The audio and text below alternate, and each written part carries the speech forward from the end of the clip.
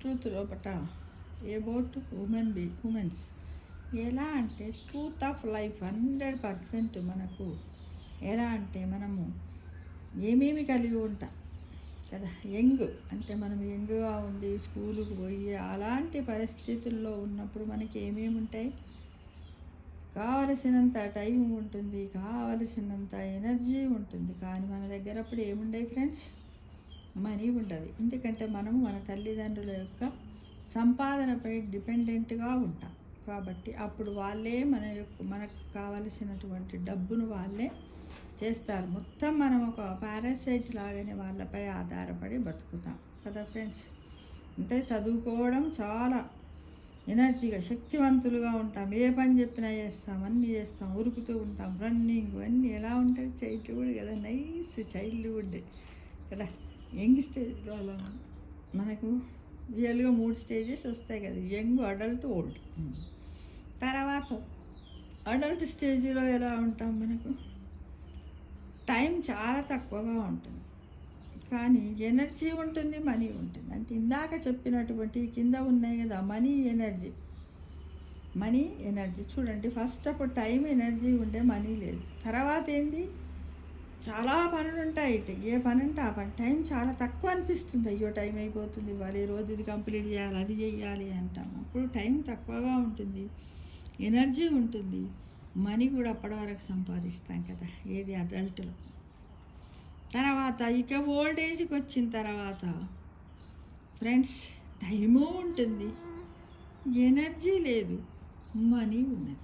చూడండి మన జీవితంలో ఉన్నటువంటి సత్యాలు ఏంటి, టైం టైం, ఎనర్జీ లేదు, మనీ ఎంతో కొంత మనము యంగ్గా అడల్ట్గా ఉన్నప్పుడు సంపాదించుకున్నటువంటి మన అవసరాలకు కావలసినటువంటి కొంత మనీ మన దగ్గర ఉన్నది ఫ్రెండ్స్. కానీ మెయిన్ ఏం లేదు, ఎనర్జీ. అంటే మన అవయవాలన్నీ పని చేసి చేసి చేసి అలసిపోయి నిస్సత్వకు గురి అవుతాయి. ఏ పని చేద్దామన్నా చెయ్యలేకుండా మళ్ళీ ఎవరిపై ఆధారపడతాము, ఎవరైనా ఒక డిపెండెంట్ పైన ఆధారపడతాము. అంటే మళ్ళీ మనం ఓల్డేజ్కి వచ్చిన తర్వాత ఒక పారాసైట్ లాగానే ఒకరి మీద ఆధారపడే బ్రతుకుతామనే విషయాన్ని మాత్రం ఎవ్వరు మర్చిపోవద్దు మిత్రమా. ఈ మూడింటిని ఎవరైతే దృష్టిలో పెట్టుకొని ట్రూత్ ఆఫ్ లైఫ్ అంటే మన జీవిత సత్యములో యంగ్, అడల్ట్. నువ్వు యంగ్గా ఉన్నప్పుడు, అడల్ట్గా ఉన్నప్పుడు పర్వాలేదు, నీకు ఎనర్జీ ఉంటుంది, నువ్వు ఎవరి మీద వేరే వాటి మీద ఆధారపడి ఉంటావు. కానీ ఇప్పుడు మాత్రం ఓల్డేజ్కి వచ్చిన తర్వాత నీ దగ్గర ఈ 2 ఉంటాయి, ఎనర్జీ ఉండదు. కాబట్టి నువ్వు ఇప్పుడు